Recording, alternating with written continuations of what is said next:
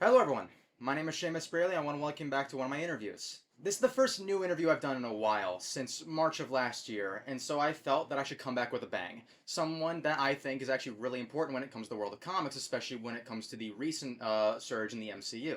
Today I have with me Paul Jenkins, who some of you will know for Wolverine Origins, the Inhumans, but I mainly know him for the Sentry. So, how are you doing today, Paul? I'm doing great, Seamus. Thanks very much. It's very nice to meet you. Yeah, you too. Yeah, thanks for the lovely introduction, and I'm ready to get going. Let's go. All right. So I guess to kind of get started when it came to the Sentry, I'll ask kind of a pretty simple question. Where did the initial concept of the Sentry come from? Um, so I think you just have to look at it in context because I've been in this business for quite some time, right? Yeah. But what people don't really think about is that I was actually on the editorial and publishing side for quite some time before I became a freelance writer. Okay. I was lucky enough to be Alan Moore's editor, Neil Gaiman's editor, Oh. George Pratt, Eddie Campbell. You know, so I had been an editor in chief with I'd gone with Ninja Turtles, and I was the third employee of the Ninja Turtles. We had a publishing company called Tundra Publishing, and I went away to become an editor in chief of a company in Ohio. And I was over at Alan Moore's house in England, kind of recruiting him for that company to see if he would do some books with it, if he wanted to create their own books, and he declined, as he should. And I had said to him, Alan, the one thing I had been his editor on this famous book called Big Numbers, which was unpublished. The end of it didn't come out. Okay. There are only a couple of issues, and it was kind of like his magnum opus, his Kubla Khan, the missing book, right? Okay. And I'm talking with Alan, and he was just showing me something really brilliant. He had this like 12 issue breakdown, like here's the 12 issues, here's his characters. He was showing me their story path, and I said, Alan, this is fantastic. I said, but the thing is, I kind of think like this a little bit. I see American comics. I live in America, and I'm just seeing this like lack of attention, whereas this thing fits the way that I think. Do you think I should maybe try and write? Because I didn't really study comics at all. I studied to be an actor and be a filmmaker. Okay. He said, yeah, give it a shot, right? So I went to San Diego and I managed to get the job as writer of Hellblazer, and I'd never written anything. Okay.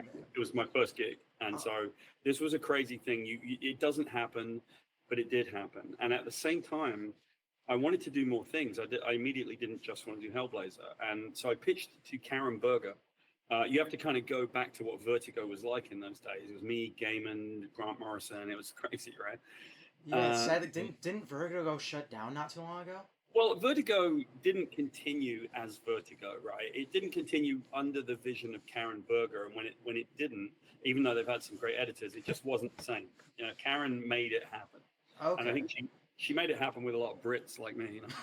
Yeah, because I knew But, Vertigo mainly for Fables by Bill Willingham. yeah, yeah. Well, way before the Fables time, we were doing Sandman. I was doing Hellblazer. We were doing Animal Man. There was some really cool stuff coming through there. So Karen, I said to her, look, there's this character called Our Man, and he's a superhero. But what he does is he takes a pill that essentially it lasts for an hour. So he gets to be a superhero for 1 hour. And I thought that would be an incredible story to tell about addiction. If you took that pill and you only had 1 hour a day, it would always be, I want the pill, I need the pill. When do I get my next Yeah. pill, right? It would be a really interesting story. And she said, she loved it, but there's no way that Vertigo was going to be superheroes. Uh, Mm. so she said, what I think you should do, I don't think they're going to let you do that with Our Man in the regular DC universe. What you might want to think of doing is making a new character. And I went home. I created the first issue of the Sentry that you read, the one that you read. Yeah. I created it then. It's probably 1993, 1994. Yeah, because the first issue came out in 2000, and that run went from 2000 to 2001. Yeah. Yeah, and when it comes to the drug addiction thing, it reminds me of that actually reminds me obviously, I'm sorry if this is gonna segue into a different thing. So I'm gonna try to hopefully kind of keep this as low as I can. But when it comes to it, a big thing when it comes to the recent adaptation of Sentry into the Marvel Cinematic Universe, when it comes to Thunderbolts, is they change it around a little bit. They still, of course, discuss his drug addiction. They directly mention he's on meth. But the Void, the Sentry, and Bob are much clearer allegory in the film for bipolar disorder and depression, while in the book it's very, very clearly drug addiction. I mean, Well, no, I would kind of disagree about that, actually. Actually, that's not the intention, right? Yes, he's addicted to drugs. Yeah, but you have to understand the layers and the nuance that I'd actually put in there. In fact, I made it very clear to Marvel. Like you have to understand, and here we've got this character. I pitched it to DC, they said no. I pitched it to Vertigo, they said no. I pitched it to Marvel, they said no. I did it for like 5 years, couldn't get anywhere. Yeah. And then when Jay Lee and I won an Eisner with Inhumans, they said you can do whatever you like, and I said I want to do the Sentry, that thing that you keep rejecting, and they said yeah, and you and Jay can do it, and they really put this big marketing campaign behind it. So I was very lucky that we had done so well. Yeah. What you have to understand is that I literally, because I'm a student of psychology, I think you have to be as a writer, but I've always been like a character-based kind of story and character-based guy. I don't really care about the superhero punches and stuff like that. I wrote a diagnosis for him. I wrote a diagnosis of what his mental health challenge were, what his illness was, what his secondary access diagnosis was. Yeah. So I literally provided that to Marvel and I said, this is his mental health issue. And so he has an addiction, but he uses it to medicate against his mental health issue. Yeah, they say that during the 2005 run, where they directly say that personality disorders, agoraphobia, diagnosed schizophrenic, and yeah, they mentioned that later on in that same run that he was using that essentially as like a coping mechanism. I mean, like, I remember that's why in issue 6 of the 2005 to 2006 run, which has usually been dubbed the Sentry Reborn, that's why the Sentry, after they split from the Void, flat out says, like, why would you think that a kid who has an addiction problem would want to go and grab some random liquid he doesn't know what it is that's possibly toxic? He wanted to get high. To get high, right? Yeah, and, you know, it's fascinating to me that I had written both of those. I wrote the first one and I wrote the one in 2006. And to me, I thought the one in 2006 was really the core. That was me finding the voice for this character, and that's the one that they used most for the movie. You know, I worked as a consultant on the movie, and I talked to the director and the producers and so on. And so I was very gratified that they really looked at that series and they realized that what we had done was tell a story about mental health challenges. And then, yes, but there's one actual other thing that I think, you know, that people find fascinating about the very first series. If you look at it, we harken back to these ancient comics, you know, the Golden Age and Silver Age. Yeah, there's all the flashbacks. There's all these flashbacks, but it's very intentionally mirrors a drug experience, a drug addiction. Yeah. In the 50s and 60s, it's like they create it, it starts. In the 70s, anything goes. In the 80s, it all comes down and it gets like very realistic and it grim and gritty, if you see what I mean. In the 90s, it goes badly, and in the 2000s, you've got the recovery, right? That's how comics went. Yeah. And that mirrors a drug addiction. So it was intentionally put that way as well. Yeah, especially with the early Golden to Silver Age, when the Comics Code Authority came in and started screwing over a lot of comics for a while. And yeah, like, I remember when I got to the point where it revealed what those flashbacks actually were. It's like, oh, it's his idealized backstory of what he wanted. It's like, oh, shit. Yeah, that's exactly right. And so what we did, you know, and this has always been the way I've approached Sentry, I've heard too many times that people don't know how to write him. I've heard too many times that Marvel couldn't quite make him work. Okay. I've heard so many times about that, and I've always found that to be a shame, because when I consulted on the film, they absolutely ran with the discussions that Jake Schreier, the director, and I had. Yeah. They really ran with the idea. And the idea is this, that what the Sentry is, it's like his idealized version of himself. It's the high in the bipolar cycle, if you see what I mean. Yeah. The void is who he is. The void is the darkness that creeps upon him. The void is the sadness that he has, and the depression and the difficulty. But all of that is just a collision in the middle, and that's Bob. It's always about Bob, right? So all I've ever written about is about Bob, who happens to have this persona, the Sentry, that's trying to keep things together. And the way that they did it in the film, which I thought was great, and it's the way I've written him, was that really there's always an undercurrent that something's wrong with the Sentry. Yeah. Something's going to go badly. But other people in the comics have just presented him as this perfect person who flips out every so often, goes to play, right? No one. Say, oh, he has an episode. Right, he has an episode, and no one does that. No one's perfect, and then just, you know, and what they cared about was how hard can he punch? If he has the power of a million exploding suns, what can he do? And that's, yeah. who cares? Who cares? It's like, I, I mean, with that, like that was a thing that I remember a lot of people started pointing out when it came to it. Where like in the movie when he has the fight with the Thunderbolts team, a lot of people notice that he clearly goes soft on a lot of them.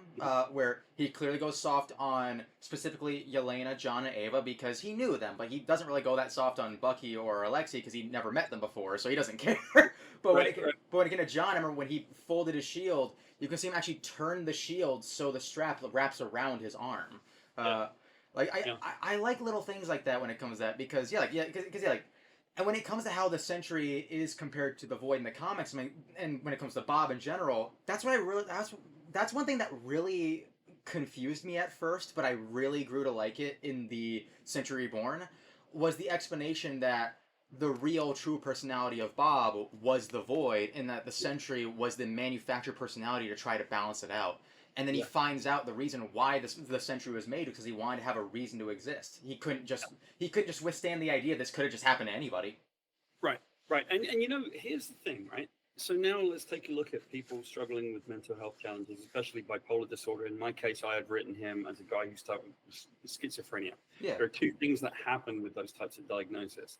The primary axis diagnosis is his schizophrenia or his bipolar disorder, the thing that is his chemical imbalance, right? Yeah. The second one, though, the secondary, and the one that you have to treat really well with therapy, is like the personality disorder that he might develop, right? The challenges that he might have in his behavior.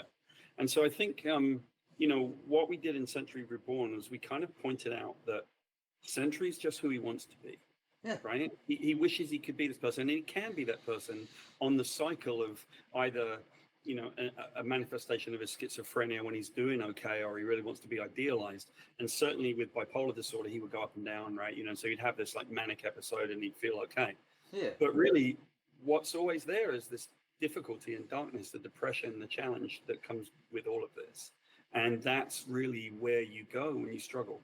The last thing I would say on that is people who struggle with mental health issues don't like just succumb to them. I think that's been my challenge in looking at some of the other books, right? I want him to be healed. I want him to be okay. People look for a chance to feel better. Yeah. They look for medicine. They go towards, you know, medicine that will help them. They go to therapy. They try to improve. They try to feel better than just this miserable situation. And I'd always written him that he wasn't just trying to be crazy. He wanted to get better, and he should do. Yeah, during the Century Reborn, a large majority of that focuses not only on his depression, his idea of like how, like, best way I can just kind of describe it is the idea of, do I really owe everyone everything? Should I have to do all this when I can do all this? And of course, also his discussions with Dr. Worth, which go a lot into that as well.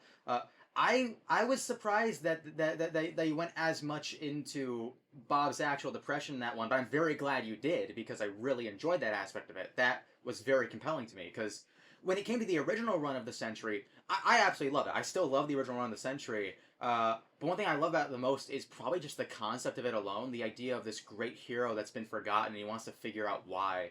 And then you have the New Avengers comics that came out, which then brought him back to the limelight a few years after the original series ended. And then you had the Century Reborn come out, which followed up with the New Avengers.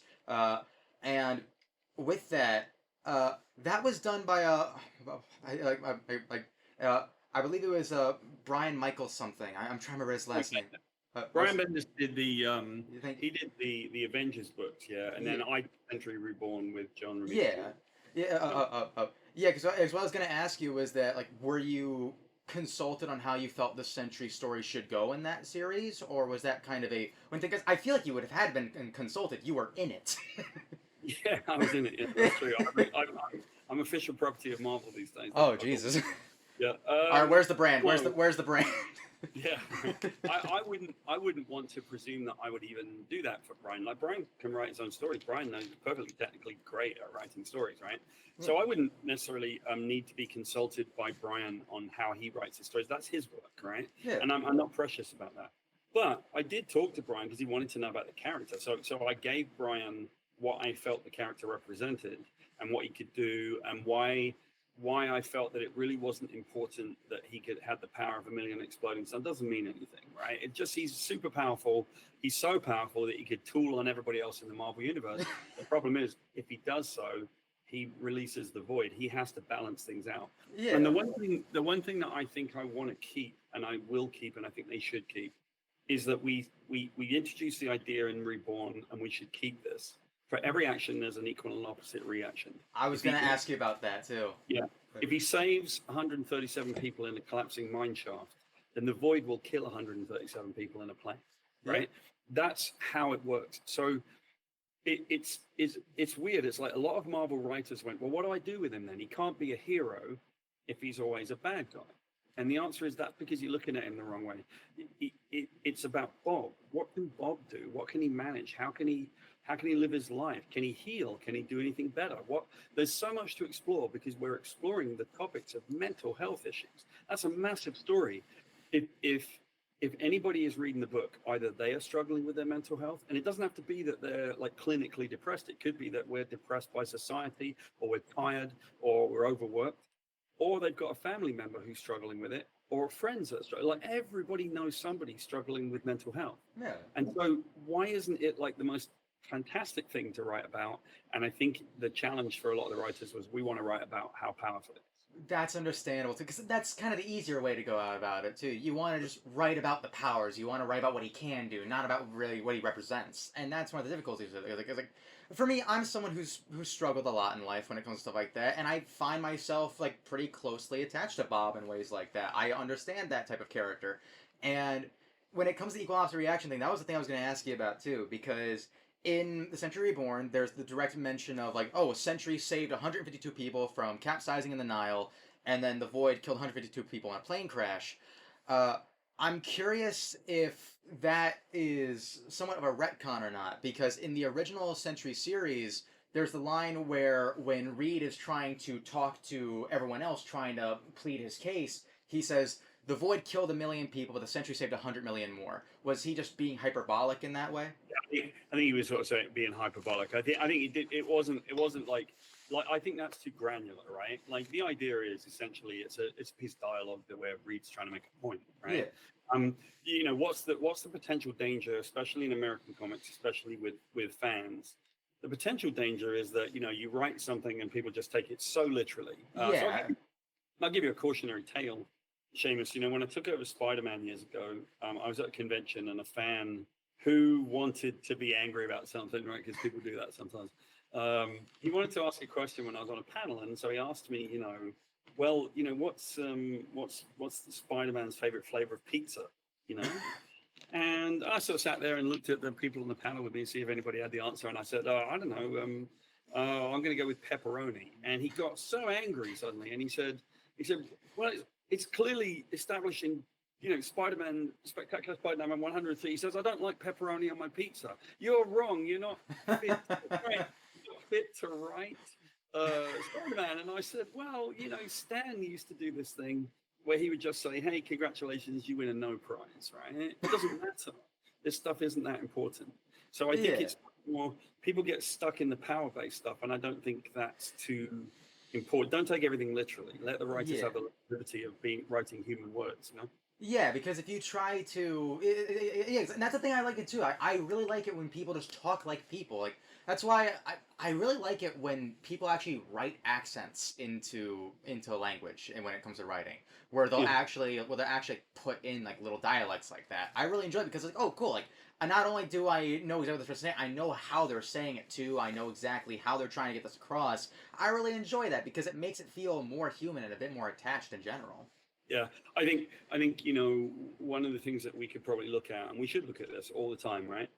It can only be human. It surely has to be human, right? I'm writing about people. I'm often around students when they're doing student films, and you'll be on set and they won't point the camera at the actors' faces and really go in close to get the fact that these are humans interacting on screen, right? Like, why do you do all these wide shots? Why do you need people, why do you need all that stuff? You don't. That's just pantomime. What you need is you need to learn who it is that's speaking, right? It's the same in comics. I think that people get too afraid and they want to draw big things exploding.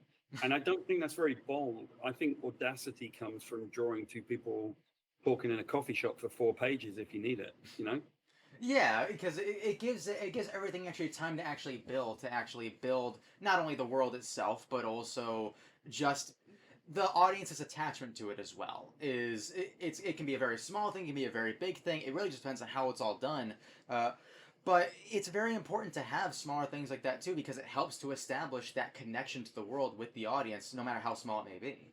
Yeah, absolutely. Because I remember, I remember that's one of the things I really liked when it came to when it came to the first issue of the Sentry, as well as the second one too, where it just focused on Bob in his house. The only other people around him are just Lindy and his internal monologue, and technically the Void, obviously, when when Normie just sprouts the spider legs. Yeah, Uh, yeah, uh, that's right. That's I, right. I remember actually when I first saw that too, like that was my first exposure to Jay Lee, and I remember like my first thought was like it reminded me a lot of Frank Miller's earlier artwork, like with like Sin City and stuff like that. Yeah. And then I started noticing a lot more of like his actual like, little nuances when it comes to the really sharp wrinkles. Like, oh, okay, like this, I like this kind of art style because it works for a story like the Sentry, because the Sentry's meant to be a bit more of like a gritty kind of like down to earth story from a down to earth perspective. So it makes sense to have a more down to earth aspect like that. Yeah, it's very, my style has always been to concentrate on character and story, right? I'm not, look, one of the things that I think my editors can sometimes appreciate, imagine that you're doing American comics, you're doing them monthly, right? I'm not talking about a limited series like Sentry. I'm more talking about something like writing Spider-Man every month. Yeah. What I understand is that look, I'll call up the editor and I'll say, look, let's admit that we're going to do big things and stuff's going to blow up, right? And someone will throw a punch. We know that we're going to do that because it's American comics, right? We know that there's going to be this visual stuff because that's one of the reasons people buy it.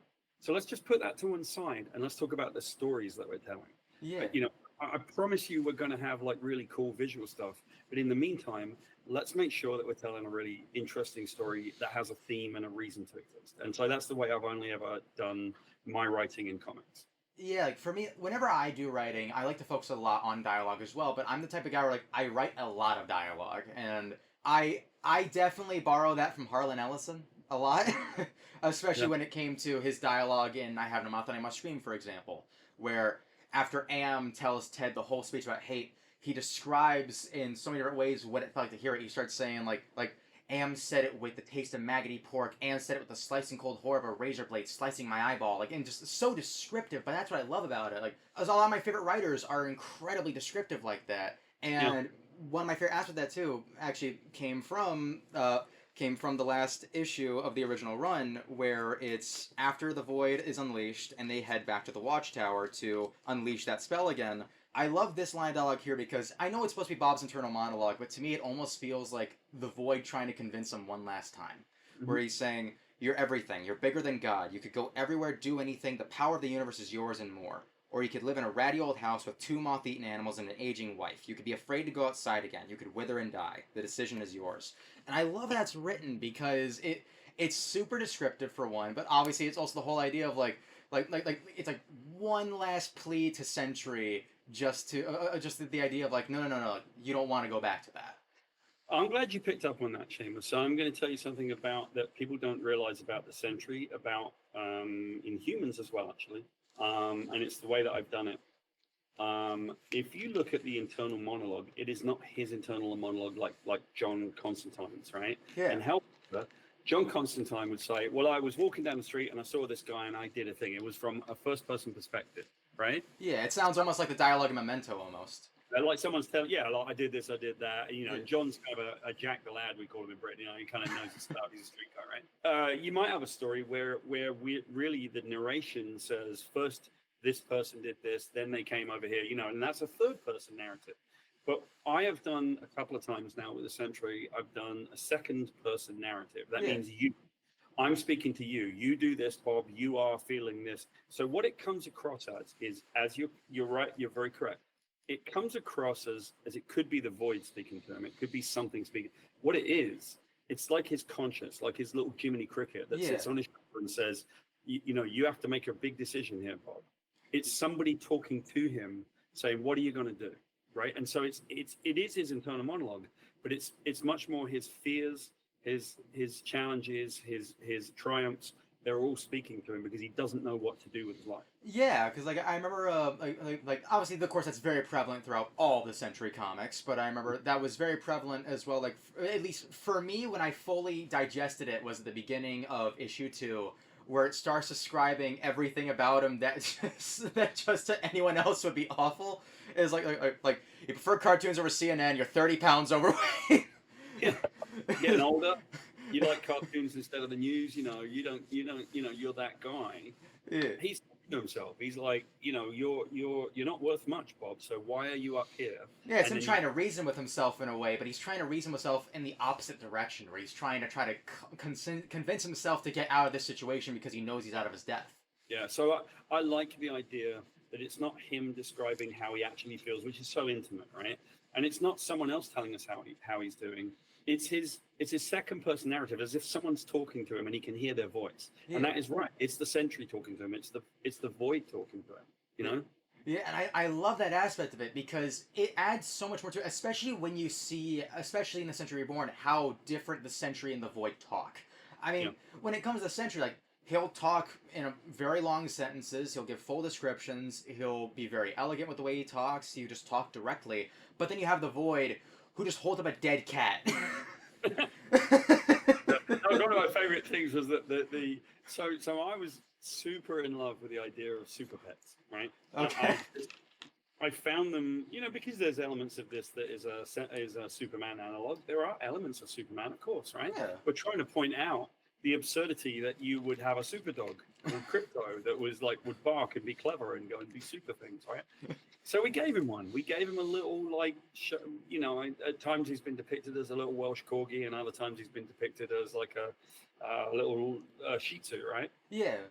But essentially, we gave him a dog, and he's really cute, and he's got his little Sentry cape on, and he's called the Watchdog. Yeah. When he became the Void, he had a dead cat, and he called it Fraidy Cat. Yeah, Scaredy Cat. That's what it was. Scaredy Cat, yeah, Scaredy Cat, and he would hold up this like dead cat that had like maggots in it and like some flies running off it, and he talked to it. Yeah. He's everything that Bob isn't. Yeah, because in that scene, he's asking, it's like, should we actually talk to the Sentry? And he's like, okay, I'll give him a chance. It was fun. It is, the Void is an interesting thing because the Void is at times the thing that makes him depressed. The Void is also the thing that demonstrates his anger at the universe, how hard it is for him to live. It's very difficult when you're struggling with these mental health challenges.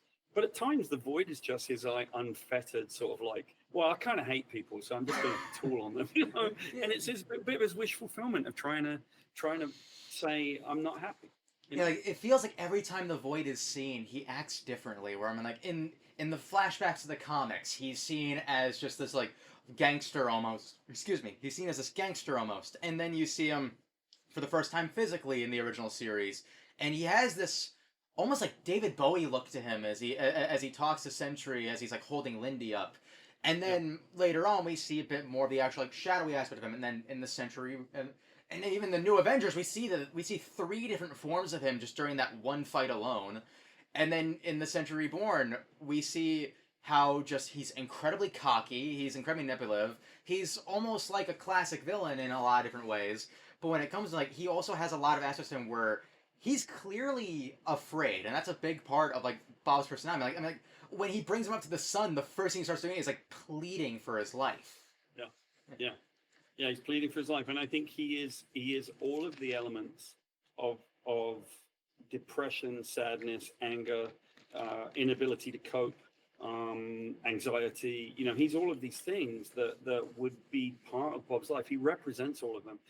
In the film, they treated him in a particular way. They wanted to kind of say, look, I had a bad childhood, right? Yeah. But while I love the film, I actually think the film came out great, and I think that was a simpler way to do it. Because I wouldn't say it was a worse way to do it. I think it was a simpler way to do it. Yeah. They didn't necessarily say he struggled with, say, bipolar disorder or clinical depression based on his body chemistry. They were kind of saying he had a really bad life, and so that made him unhappy, right? Yeah. Now I understand that, but I think that maybe there's more nuance in pointing out that people struggle with mental health issues that are part of their makeup, part of their life, and that trying to have the right medicine for yourself, trying to make sure that you have the right like environment for yourself. Sometimes having good days, sometimes having bad days. These are all really interesting things to me with the Sentry, and so it's the kind of stuff that I put into what I did. Yeah, because like when it came to how they portrayed him in the film, I have to admit, like the film is actually what introduced me to the character in a lot of aspects of him. Because I remember my friends Lewis and Dave, I've known them for years, but they finally visited me for the first time, and on the way to the drive-in, I heard them mention the Sentry, and they kind of gave me a brief rundown. And I loved the film. I thought it was great, and it got me super into it immediately. I immediately started picking up the comics, started reading them, and I loved them. And when it came to that, like, I do really like Lewis Pullman's portrayal of Bob and the Sentry in general. And when it comes to how they did the Void, I will say one thing that I do kind of like an idea of a bit more in the film is how the Void sends you to your kind of trauma rooms. Where in the original comics, it's just these tendrils that stab into you, and mentally you're sent there. But Yeah. in the film, boom, you're in hell. Yeah, I think they had found a story to tell. It doesn't matter. It's just a different one that I tell. I love the fact they tell a different story. Why tell my one, right? Tell some other story. And the way that they did it was, I think they had worked out that as a little boy he was traumatized by his family environment, and so his coping mechanism was to sort of have this Void character. And so now he's taken this thing, and the Void has come alive in him. So he alternates between Sentry, Void, and Bob. When I first did him, it was that the Void and the Sentry could exist in the same place at the same time. He split into two. Yeah. I was really surprised to see that happen too, because my first thought was like, oh well, he's just a different personality. I was like, oh wait, no. Yeah, it's two of them. And so the tragedy of him is that he just has this superhero kind of serum thing that's essentially split him into two, but he's destined to fight himself forever. That's almost the tragedy of Bob, right? And where I think that we did quite a good job in the first series was the solution for him was one of the most heroic acts you could do. He wanted to be the Sentry, he really did, but he couldn't be the Sentry because with the Sentry the Void comes. Yeah. And so what he does is he gives up his heroism. Yeah, because they explain in the original series that he agreed to have everyone forget him, including himself, because he believed that was the only way to keep people safe from the Void and the Sentry. And then at the end of that original run, the same thing happens again. Everyone forgets him. But I always assumed that at the end of that original run, it's still heavily implied that Bob remembers, because he's remembering. He's got it still in him because he walks in to go buy a chili dog, and he sees Billy, and he knows something's up, and it's actually quite a good last line, because the very last line of that book is chili dog. Yeah, like I just like a chili dog. Yeah, because they show like one last flashback panel, and it shows them like promoting chili dogs. And again, yeah, to me that always implied like, okay, like he still knows at least a little bit, like it's still coming back to him to an extent. Like I love that aspect of it, just because it adds so much more to it. And I remember a thing too is also like since we mentioned his name a bit earlier, like obviously the original Sentry comics were done by John Romita, and no, I'm so sorry, Jay Lee. The Reborn comics were done by John Romita Jr. I remember I immediately started recognizing the art style, and I will admit it was kind of like a weird shift for me. It's like, oh, we're going from this like really gritty art style then to like this more simplified art style. Like I had nothing against it. I was just kind of surprised. The one thing that I would say about John Romita Jr., Johnny is such a storyteller, right? So I think when you look away from the way that art looks, right, it was very different from Jay's, right? Yeah. But one thing that I really admire with John, and I've worked with him on a couple of projects, is that he's such a great storyteller in terms of like moving the camera, having the acting work. He does all of that stuff. He takes the moments, he commits to them. Some other artists that don't do that, right?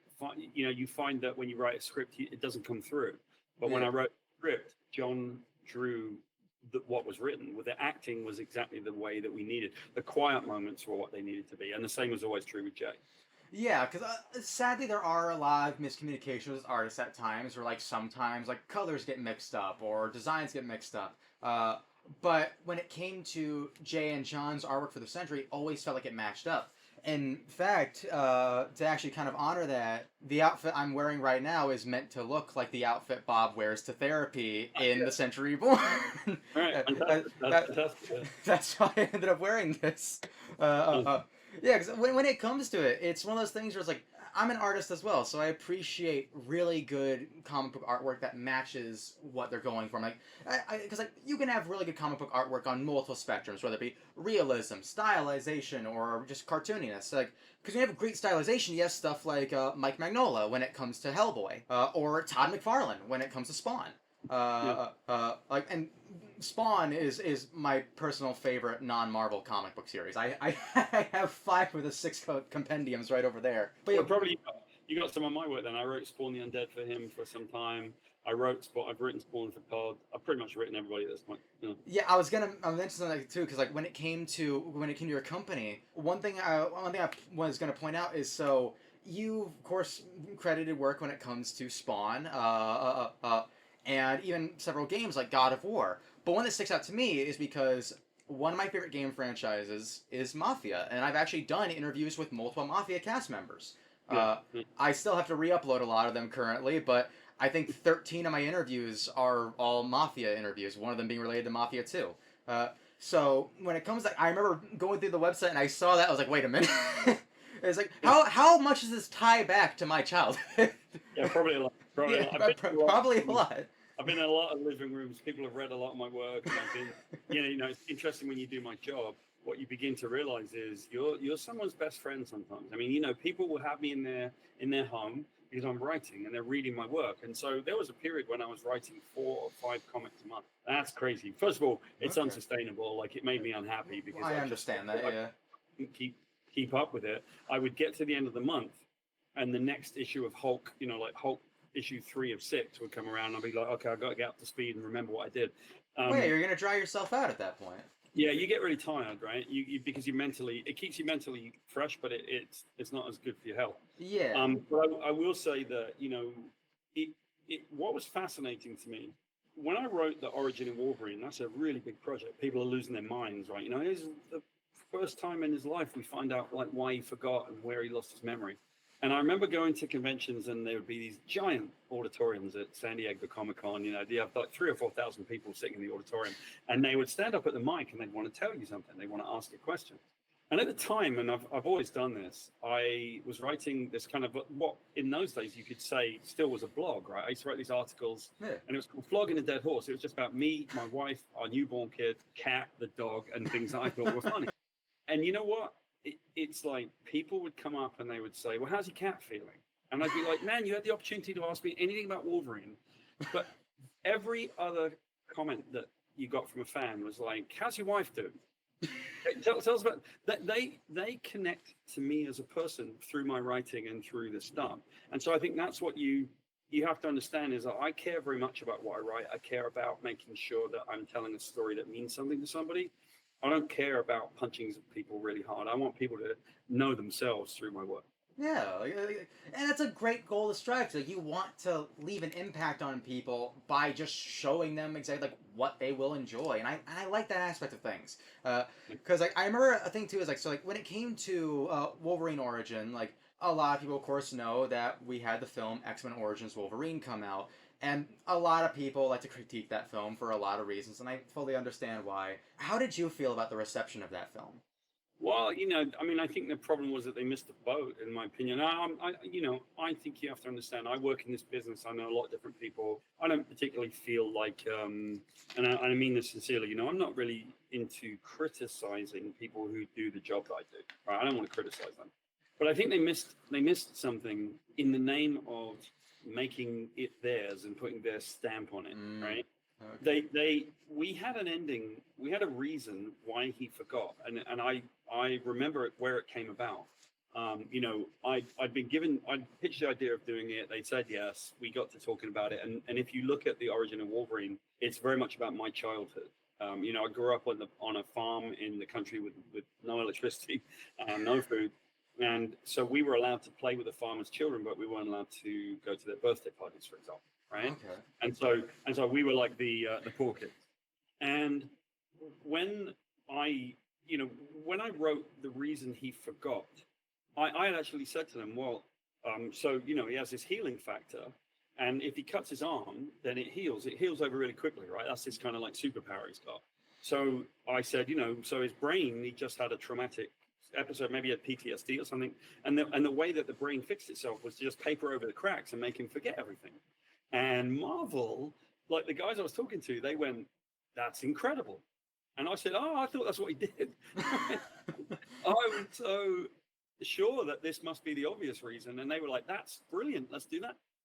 Well, what was fascinating about it was that we write this story and we have a lovely reason why he forgets. It's a trauma in his brain, and his healing factor messes his brain up, right? Yeah. And they put in the film that he got shot in the head with an adamantium bullet.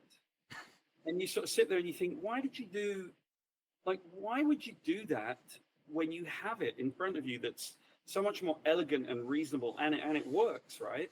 And it's usually because somebody in LA thinks, I'm going to put my story in there. And you're like, that doesn't help, though. That's not better for the character. That means that you got your little thing. It doesn't mean to say that the fans and the audience got theirs. I think that's a big thing when it comes to adaptations in general. I mean, that's why a lot of art authors, like, they will usually disown a lot of adaptations of their work, whether if they're good or bad or not. If they're too different, they'll still disown them because they just don't feel like it's their work. They feel like, well, listen, you made it your own thing. That's your thing now. This is not my thing anymore. I don't see why you got to call it my thing. Yeah. I remember when it came to that leads me to a question that I was looking to ask when it came to the Sentry's adaptation to the MCU. Because so they ended up not adapting the original Sentry story. They adapted the character, but not the story. And I've seen Jake Schreier himself pin the blame on John Watts for that because of Spider-Man: No Way Home having pretty much the same ending. And so he said that because of that ending, they couldn't do the traditional Sentry story, but he didn't want the Sentry to fall into obscurity, so he wanted to still use the Sentry for the MCU at some point. I really appreciate that because I like Jake and I got on great with him when I worked with him and when I saw him at the after party as well. He's a lovely guy and he's really talented and he made a great story. I really appreciate the fact that he wanted to make the origin. I think the origin that we did was a viable film story. A guy who gives up his heroism, a guy who makes everyone forget all that stuff, right? Yeah. I understand the nature of this business.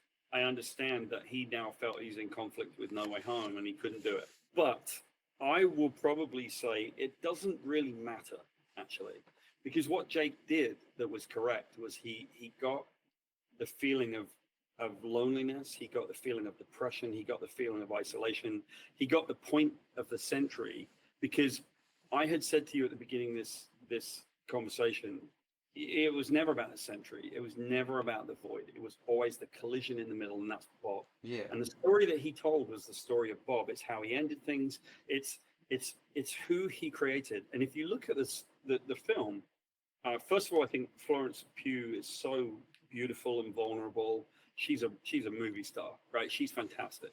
But if you look at the breakout character of that film, it some ways it's not even Black Widow. It's Bob. Yeah. And he's not the Sentry. He's not this crazy thing. Yeah, sure, he shows up as the Sentry. Sure, he shows up as the Void. But people just love him because he's Bob. Yeah, and the film ends off saying the New Avengers and Bob will return, not the New Avengers and the Sentry. Yeah, and when it comes to like that leads me to another thing as well. Okay, so when it came to the creation of Yelena Belova as a character, originally they were created by two other people, like a different author and different artist in a Marvel sketchbook. I have their names right here because I was Devin Grayson and was the writer. and J.G. Jones is the artist.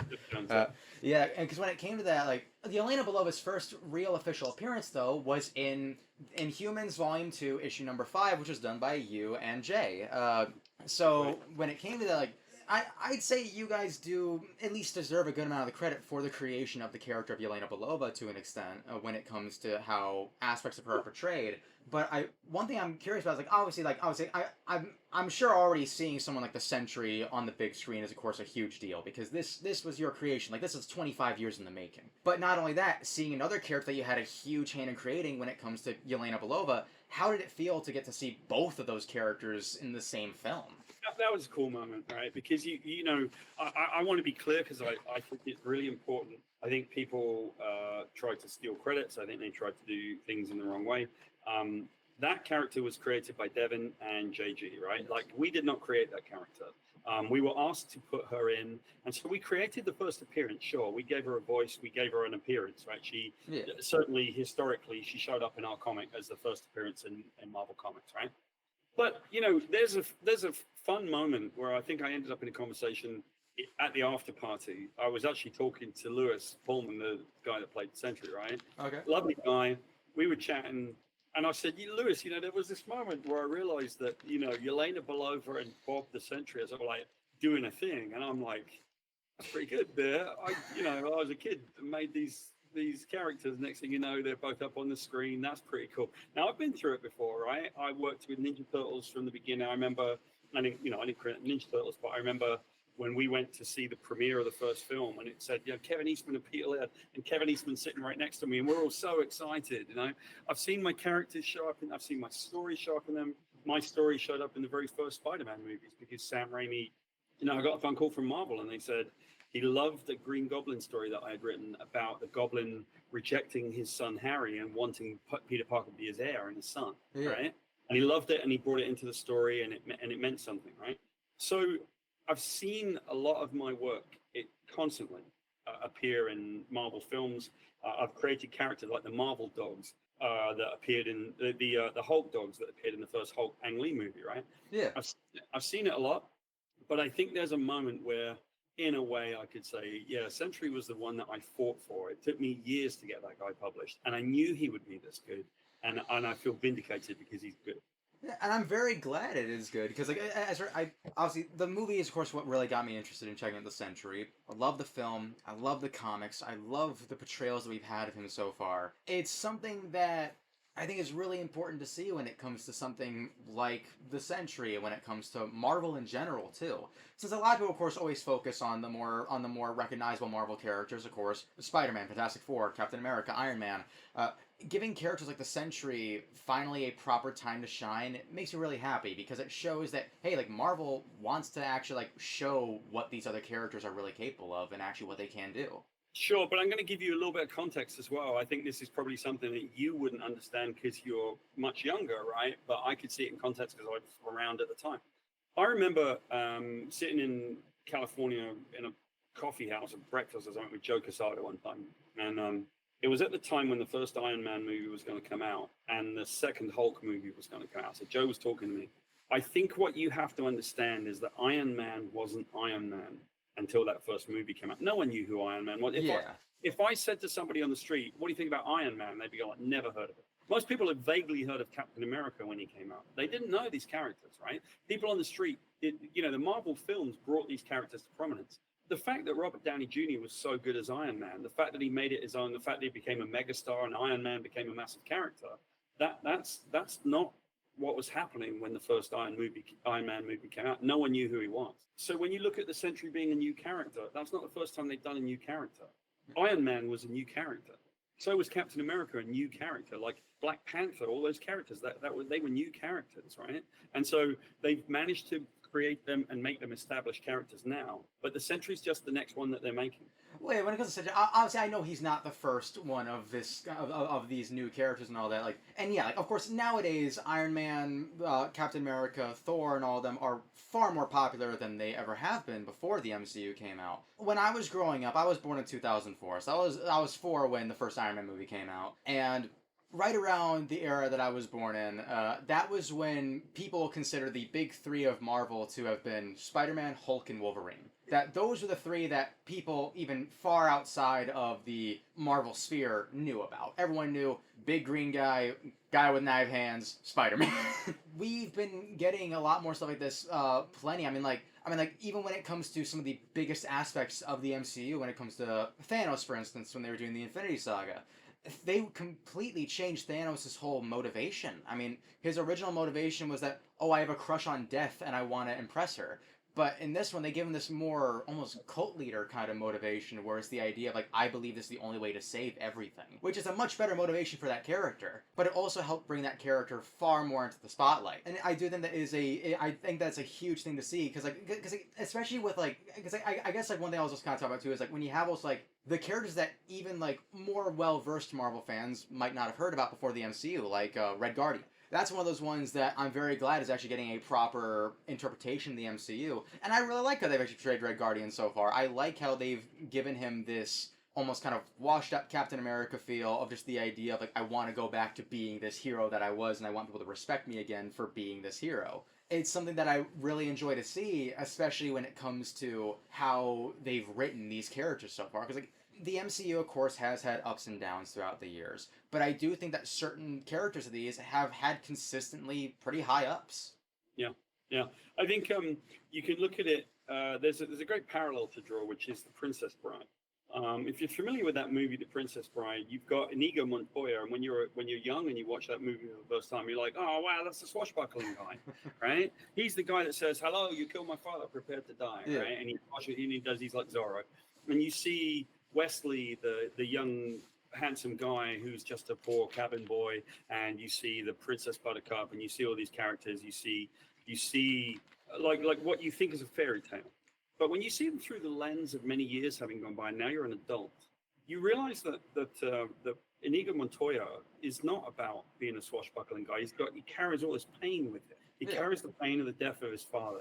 That Wesley and Buttercup's relationship is very much about him like trying to overcome his circumstance and her trying to break free of the yoke of what everyone expects of her. It's a really different, nuanced kind of film, and it actually carries a lot of pain, a lot of intrigue, a lot of heartache. Well, you can look at that with the Marvel universe. I think you can always look at this and say, when I first saw Marvel, I thought this movie was about something, and then you look at it through a different lens and you realize, wow, that's not what it's about. There are other more adult things, and you've grown up in it, right? You were born in 2004. Yeah. At a certain point, as a little kid, you're like, wow, look at these Marvel characters, they're fantastic. But now you get to it differently, and you're talking about it with somebody like me, and you can see it differently. Yeah. It's never just one thing. Yeah, because recently I've been rewatching a lot of them because like I was showing my friend Aiden, who's actually never seen any of them before, so I wanted to show them to him. And watching a lot of them back, obviously now when I'm 21, seeing these films now, it's funny to see just because as a kid, I guess I never realized how many of the early Marvel movies were basically, hey, if the government got a hand on this would be awful. yeah. Thematically, some of them follow a formula, but thematically, some of them don't. And I think when you look at something like Guardians of the Galaxy, right? Yeah. It's a story about found family. It's about like finding a place in the universe where you don't fit and you find each other, right? That's so on one level, it's like got a raccoon in it and mad stuff happening, and it's really fun. But and a nice hero, right? But on the other level, it's actually like, man, we need to find each other. You know, I think there's a lot more to entertainment than just you see on the surface. Exactly. There's a lot you can dig into. And when it comes to like how you described Guardians of the Galaxy, I've seen a lot of people describe Thunderbolts that same way. That it's again another example of like a found family type of film. Especially seeing as like 99% of the marketing was talking about how these people were outcasts and how they were looking for something new. So it was a big thing to see an involvement like that in those kind of ways, which is really cool to see. And yeah, like being able to see these movies, obviously now that I'm older and from like a more, not even just critical lens, but just a more, I guess, in-depth lens where I can actually understand more of what's actually going on, it's really interesting to see a lot of the stuff that I really missed as a kid just because I didn't have like that full mindset yet of like understanding what these films were really saying at time. I mean, I saw Avengers Age of Ultron in theaters back when I was, I think 8, maybe 9, and then looking back on it now, it's like, oh, it's some I have no mouth and I must scream kind of thing, where it's a robot that believes all of humanity deserves to die so they can restart because it's so disgusted with everything they've done. Exactly right. Like you don't get, but it's okay that I think you can point in entertainment to the Muppet Show, and I know it sounds crazy. Like you're talking about Sesame Street, right? Yeah. Sesame Street on one level looks like Cookie Monster eating cookies and going and like yelling and teaching people how to do. But there are grown-up jokes in there. There are things that make us laugh as adults because the puppets do things that have a little nod and a wink to grown-ups, right? So there's so much more to it than just one thing. At least the stuff that endures and the stuff that means something has more than one thing going on. Yeah, and actually with Sesame Street, I mean, like they wanted to like they knew like, hey, like listen, like you're gonna be watching this with your kids, like you're not just gonna like have your kid just be babysat by this, like you're gonna want to like keep an eye on your kids too, and so they want to make sure like, hey, like we want to make sure parents at least are interested in it. So there's a lot of times where like they just have like James Gandolfini show up as like a guest star, as like no kid's gonna know Tony Soprano. They'll find him out. So we're Eventually. We're so far off topic. It's fantastic. Anyway. And see, this is what my interviews are like. This is what I like about them, though. Good. Good. Because I mean, yeah, when it comes to also like you've been pretty open about how you're happy that people can take a character like the Sentry and use them in different ways as long as they still understand what they were intending with them. Yeah. Would you say that you're protective of the Sentry at all? No, because I think that does a disservice to anyone else that works in the field that I work in, right? Like I can't really be protective because then somebody might do a different story than I would do, right? Like when I came onto Spider-Man, I very much remember people would say, well, there are no more Spider-Man stories to be told. My answer was, that's ridiculous. I've not told any yet. So I feel I'm more protective of somebody's right to do different types of story, actually. I don't feel protective of them.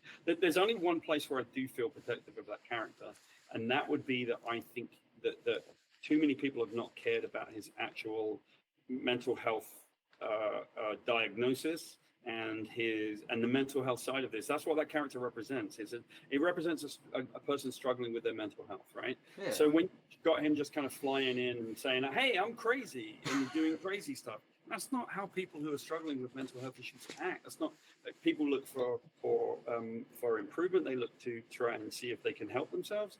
They sometimes have bad days, sometimes good days. But what they don't do is stand on the corner and go, I'm going to destroy a planet today, right? That I think is the part where I get protective because I'm like, it's lazy and it requires a little bit more thought than just saying I'm going to have him blow stuff up. Yeah, and that's perfectly understandable because that's kind of the big point of the Sentry. Like, as we said before, that's when you go beneath the surface, and there you go. This is a lot of the actual like meat of what the Sentry is. So it's understandable that that's like the big thing you'd be protective of when it comes to that. Because I mean, like when it comes to it as well, I remember that I remember a smaller thing too is like the Sentry has not been used in a ton of outsourced media other than stuff like a few video games here and there, such as Mystic Mayhem, Future Fight, and Lego Marvel's Avengers. Didn't Marvel Snap do it? Yes, it did do in Marvel Snap, yes. But they do actually on your website, you actually have one of those credited wrong. You actually have Lego Marvel Adventures. Oh, did I have that wrong? Yeah. Okay. Yeah, it's Adventures. I gotta fix it right now. That's okay. I don't spend too much time sweating the details, to be quite honest. But yeah, you're probably right. Yeah, thank you. Yes, I guess also one of the reasons I bring that up too is because like recently there's been a huge spike in a very popular game based on the Marvel series being Marvel Rivals, which is a hero shooter game where you play as different characters in the Marvel series.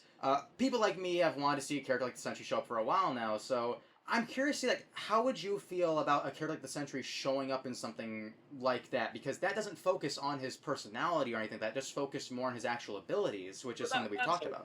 That's okay, because we have a saying in Britain, it probably doesn't translate well to America. It's horses for courses, right? Okay. And what that saying means is if you've got like a really wet track, you've got the right horse will run that track really well, right? But you put that horse on a dry track and they're not very good. So you have horses for courses, right? Like the things that are appropriate. If you want to make Marvel Rivals, right, then you probably don't need to get in depth into Sentry's challenges with his health, right? What you need to do is have Sentry show up and then blow everyone up. That's fine. That's not a mid-use character. That's just having fun. You know, I'm the writer of Hulk Ultimate Destruction, and it was before your time, but if you ever get a chance, go play it because it's the most fun you will ever have playing a video. I have not played it, but I know what it is, and I've seen people play through it. A lot of people do say it's probably the best Hulk game out there. It is so much fun, and we were always so proud of that game because you just blew stuff up and you didn't care. You would grab a Volkswagen, a Beetle, and you would smash the two pieces together, and then you'd have metal fists. Yeah, I remember that. They would never let us do this these days, but at one point you get a school bus and you flatten the top of it, and then you surf down the street on a school bus, right? So this thing was mental. I wonder why they wouldn't let you. Yeah, I wonder why they wouldn't do it. So this thing was absolutely mental, but it was complete mayhem. It didn't care. It wasn't politically correct. It didn't care. It just let you have fun. And the one thing I would say about it is, what are you looking for? Well, if I'm going to play the Hulk, I want to blow stuff up. And boy, could you blow stuff up. You just blew stuff up. It was fun. It was escapism. And sometimes there's a place for that. Yeah. Right? Why not? Why can't we relax? Why do I have to have some story about how hard it is and how I get angry and how I'm struggling with my past and all that? You know what I'd like to do? I'd like to flatten a school bus and go surfing down the street, see what I can do, right? It's just fun.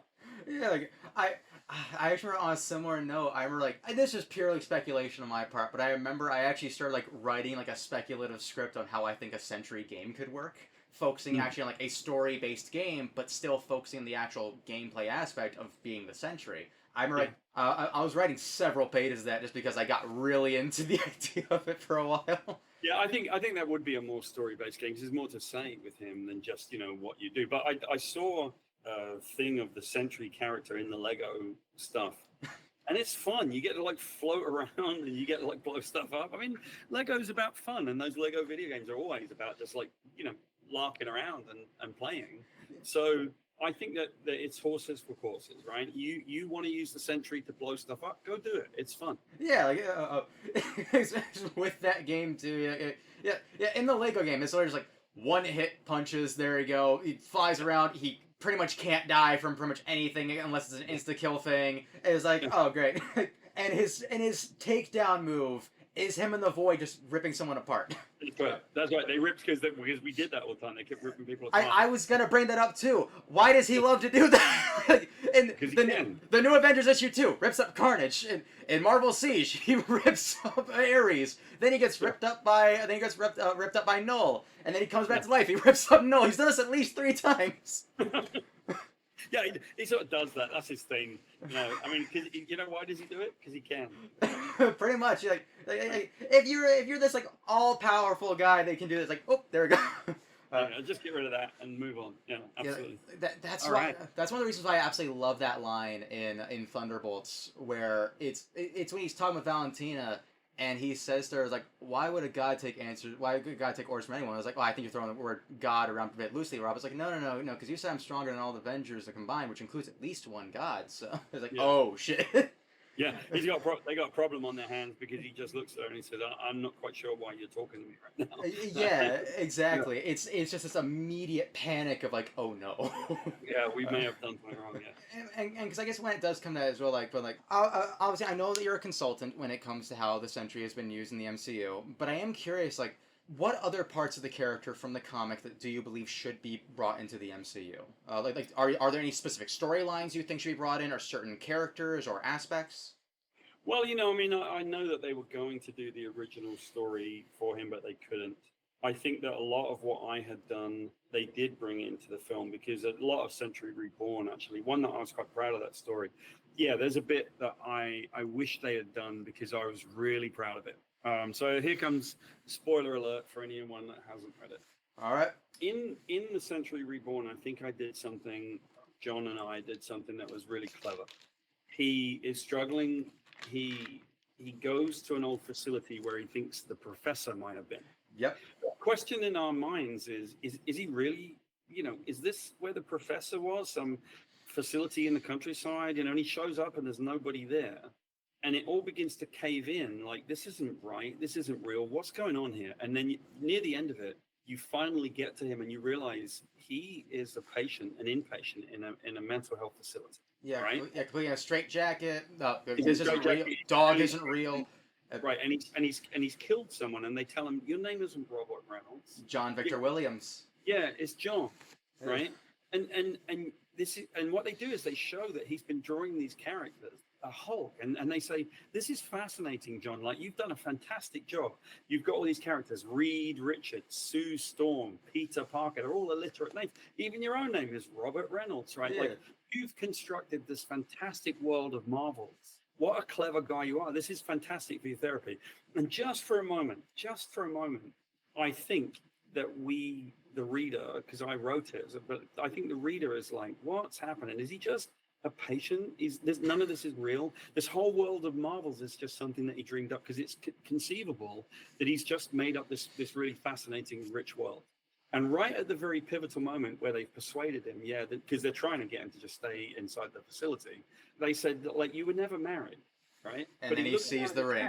And he sees the tan line. He's wearing a ring. Yeah, he'd actually the tan line. And he said, you said I was never married. And it all blows up, right? Yeah. I want you to know who came up with that idea. Oh. Because that wasn't me. Oh, who was it? That was my wife, the real Lindy. Oh. Yeah, I was talking with her about the story. I said, I'm stuck on this bit.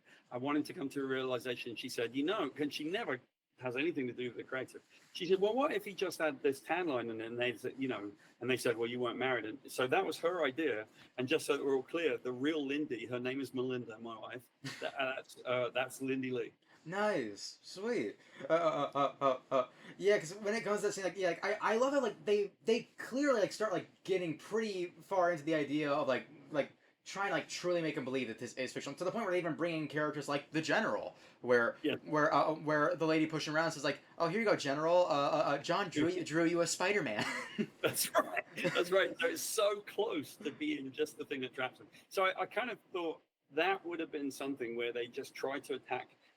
This goes back to a long time, to when I was asked to write Superman by Eddie Berganza, the old editor. He asked me if I'd be interested, and I said, Eddie, I don't think you would let me write what I think is interesting. Okay. And he said, okay, tell me what's interesting. And I said, I don't think that you can get to Superman by trying to beat him up. You can't. You know what you have to do? You have to go after his happiness, his psyche. You have to go after his mind. So this is what you do. You get his mom and you put a gun to her head and you say, hey, Superman, you faster than the speeding bullet, and blow her brains out. And they deal with Dr. Worth. You can't do that. And so we did that scene in our story. Yeah. We did it. Yeah, you guys did it with Dr. Worth when the Void and the Sentry finally split. And because when it comes to Superman, that's why, for me, my favorite Superman stories are the ones that take him out of his element. I mean, my favorite Superman story, since you mentioned Alan Moore, is For the Man Who Has Everything. For the Man Who Has Everything, yeah. I love that story because it takes him out of his element, and it does it in a way where it really builds up the idea of what things could have been like. What things could have been like. Yeah, I agree with you. So I mean, I got to write everything in Superman in Sentry. That's how I would have written Superman. I don't think Superman, not necessarily. I think I would have stayed much more true to he's dressed in American flag, he's an alien, that kind of stuff. But essentially, I would have really attacked his happiness, because that's the one place you could potentially defeat him. So there you go. I think we've covered everything, haven't we? I guess a pretty good amount of things. I guess there's only three other things I want to ask. Go ahead. I guess one of the things I want to ask too is, okay, so since Lindy is a pretty important character especially when it comes to Sentry Reborn, I have been curious about the idea of will they ever want to bring Lindy into the MCU or something like that, because a lot of fans like the idea of Bob and Yelena actually being together. Which is an interesting concept. Would you prefer they end up bringing Lindy into the story eventually? I think Bob and Yelena would be lovely. I think it would work, right? I think it would. I think it'd be a lovely interaction, great dynamic. Okay. I also think that it could equally be that they could bring Lindy in. I think the way that I wrote her, especially initially, was that she cared for him. She loves him very much. And so when he is struggling as Bob, not the Sentry, not when he becomes a Void, but when he's just Bob and she's having to help him manage his agoraphobia. At the very end of our first series, she walks him into to buy a chili dog, and she says, it's okay, it's okay. We're just going to go through this together today. Just listen to what the doctor said. She's this lovely, supportive person. So I think that there can be a lot if it was Lindy, but I think Yelena could actually fulfill that role as well. I love the chemistry between the two. All right. Honestly, same here. Another thing I do want to ask is that when it comes to the Sentry, do you still have interest in continuing writing different Sentry comics from this point on? Yeah. I think that is quite a possibility. Sure. I mean, I think there are many more stories to tell. I always famously said that there was a trilogy, but that doesn't mean to say that if I were to write Sentry again, there would be the next chapter of the trilogy. There's plenty of stories to tell. Yeah. All right, and I guess the final thing I want to ask you is, how did you feel about this interview? No, it's great because I think that you've done it the right way. Yeah. I think that if we are ever going to be engaged in an interview, it's going to be a conversation and not just necessarily a series of just questions. So yeah, that's my favorite type of interview, because like I hope to interview Jake Schreier one day, Lewis Pullman, Florence P. Like, I don't have great ways to get in contact with them, but I hope one day I can eventually do an interview with them. And I hope that you can, James. It's been real fun, and I appreciate being a guest on your podcast. Yep. And I guess the absolute last thing is that, so I got this specifically for this interview. There you go. That's fantastic. I've had it ready for this entire interview. Did you get that in a comic store, or was that something that we turned away for? I ended up picking it up on Amazon, but this is official, so I didn't pick up anything bootleg. Fantastic. I need to get myself a couple of those things. Well, thank you so much for being here. I really appreciate this. I've had fun. Thank you so much. I've enjoyed it. Yeah, thank you very much, and I'll see you later. See you. Bye-bye. Bye-bye.